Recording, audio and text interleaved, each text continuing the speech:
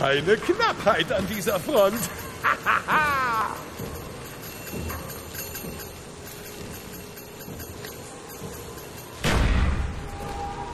Warum bist du so gemein zu dem Affen? Der Affe wollte doch nur spielen.